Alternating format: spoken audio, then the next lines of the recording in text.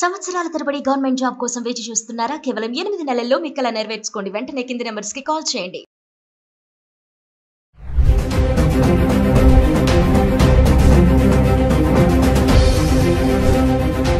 Hi hello నమస్తే, welcome back to Suman TV. ప్రస్తుతం మనతో పాటు ఉన్నారు consumers affairs committee chairman Mandari Krishna Reddy గారు.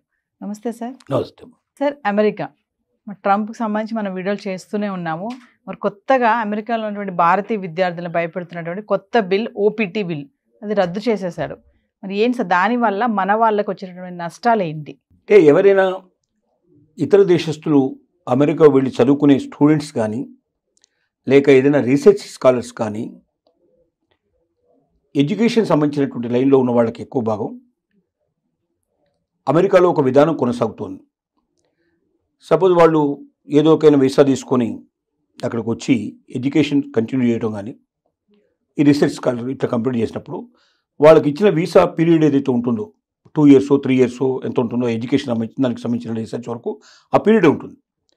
ఆ పీరియడ్ తర్వాత కూడా 1 సంవత్సరం నుంచి 3 సంవత్సరాల దాకా వాళ్ళు అక్కడే ఉండి జాబ్స్ చేసుకుంటూ ఇంకా ఫర్దర్గా ఆ రీసెర్చ్ లోపల ఇంకా ముందుకెళ్ళడానికి కానీ, ఎడ్యుకేషన్లో ముందుకెళ్ళడం కానీ, లేదా జాబ్ ఏదైనా చూసుకోవడానికి పాసిబిలిటీ కానీ దానికి తగినట్టుగా ఒక అవకాశం గతంలో ఉండేది. Minimum 1 year, maximum 3 years possibility కల్పించేవాళ్ళు.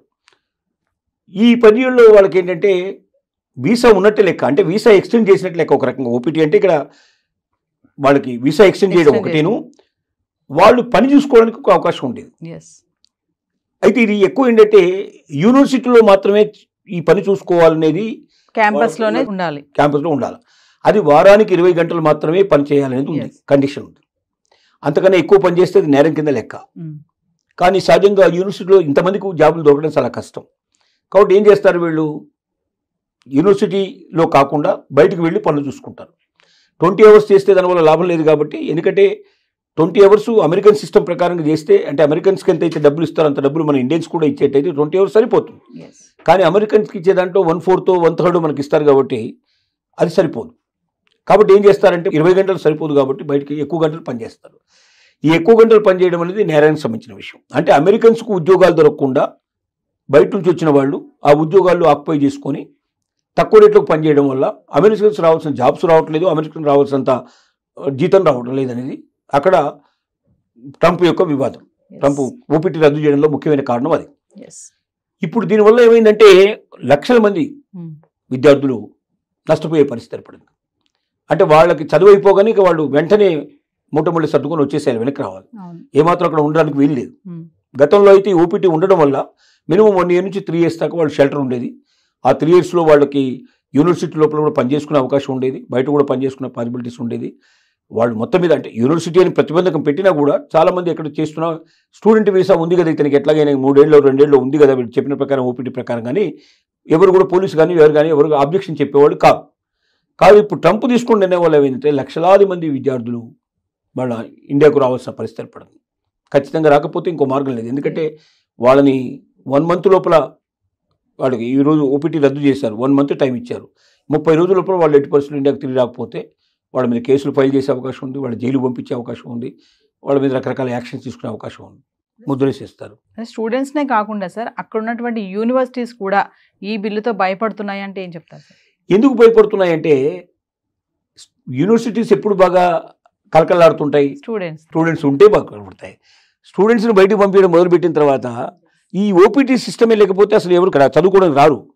ఎందుకంటే మా చదువు అయిపోయిన తర్వాత కూడా ఇంకా 1 year నుంచి 3 years అక్కడే ఉండొచ్చు, అమెరికాలో ఏదైనా మంచి ఉద్యోగం సంపాదించుకోవచ్చు, లేదా ఫర్దర్గా స్టడీస్ అయినా ఫర్దర్గా ఇంకేదైనా సరే మా జీవితాన్ని సెటిల్ చేసుకోవచ్చు అనే ఉద్దేశంతో వస్తున్నారు. నీకు నీ చదువు వరకు మాత్రమే కంప్లీట్ చేసుకుని పోవాలంటే అమెరికానే రావాల్సిన అవసరం లేదు. ఇండియాలో కూడా మంచి చదువు ఉంది మనకు, ఇండియాలో కూడా మంచి యూనివర్సిటీస్ ఉన్నాయి మనకు. ఇవి కాకుండా అమెరికా కన్నా చాలా తక్కువ ఖరీదు చేసేవి, తక్కువ ఖర్చు అయ్యేటువంటి అనేక దేశాల లోపల యూనివర్సిటీస్ ఉన్నాయి, ఇంకెక్కడికైనా వెళ్ళొచ్చు. అమెరికాలో పర్టికులర్గా ఎందుకు వస్తున్నారంటే అమెరికాలో పార్ట్ టైం జాబ్ చేసుకునే అవకాశం ఉంది, చదువుకునేటప్పుడు కూడా పార్ట్ టైం చేసుకోవచ్చు.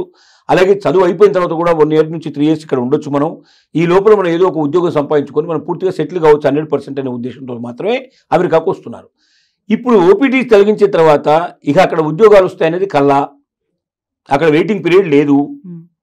మరి అలాంటప్పుడు ఎందుకు వస్తారు? కొత్త విద్యార్థులు రారు, ఉన్న విద్యార్థులు వెళ్ళిపోతారు. కొత్త విద్యార్థులు రారు. మరి యూనివర్సిటీస్ ఏమైపోతాయి? నష్టాల బారిన పడిపోతాయి. చివరికి యూనివర్సిటీలు మూసుకోవాల్సిన పరిస్థితి ఏర్పడుతుంది. అందుకే యూనివర్సిటీస్ వణికిపోవడానికి కారణం అది, భయపడడానికి కారణం అదే మెయిన్గా. సరే, ట్రంప్ టార్గెట్ ఇప్పుడు స్టూడెంట్స్ అంటారా?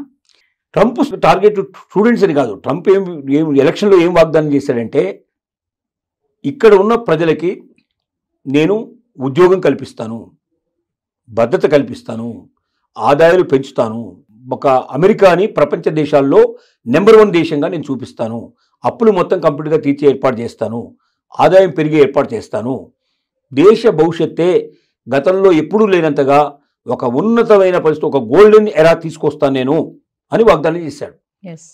కాబట్టి మరి అలాంటి స్వర్ణయుగాన్ని తీసుకురావాలంటే ఎక్కడెక్కడ లోపాలు ఉన్నాయో చూడడం మొదలుపెట్టాడు.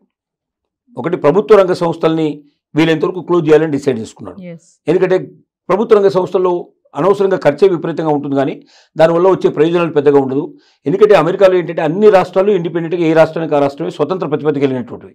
కాబట్టి ఏ రాష్ట్రానికి ఆ రాష్ట్రం బతకగలిగే అవకాశం ఉన్నప్పుడు సెంట్రల్ నుంచి పెద్దగా వాళ్ళకి సపోర్ట్ ఇవ్వాల్సిన అవసరం లేదు. డబ్బు రూపంలో ఏదైనా ఇవ్వాల్సి ఉంటే డైరెక్ట్గా ఇచ్చేయడానికి పాసిబిలిటీ ఉంది. దానికోసం డిపార్ట్మెంట్ పెట్టి వేల మందిని పోషించి వాళ్ళకు అనవసరంగా శాలరీస్ ఇచ్చి ఇవన్నీ చేయాల్సిన అవసరం లేదనే నిర్ణయానికి వచ్చి వీలైనంత వరకు ఉద్యోగాన్ని తొలగించడం ప్రారంభించాడు.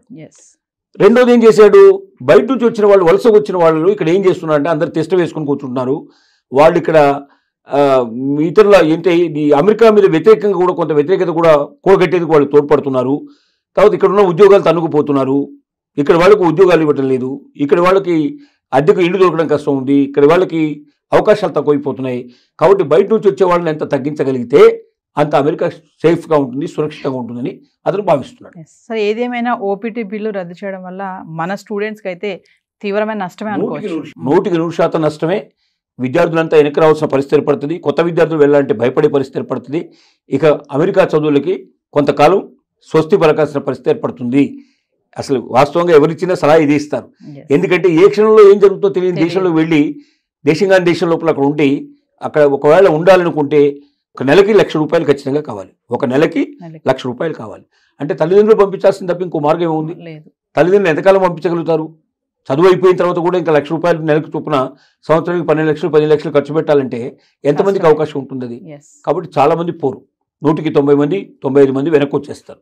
ఒక 5% పీపుల్ 10% పీపుల్ మేబీ డబ్బు బాగా ఉన్నవాళ్ళు పంపించుకునే పాసిబిలిటీస్ ఏర్పడతాయి. Thank you sir.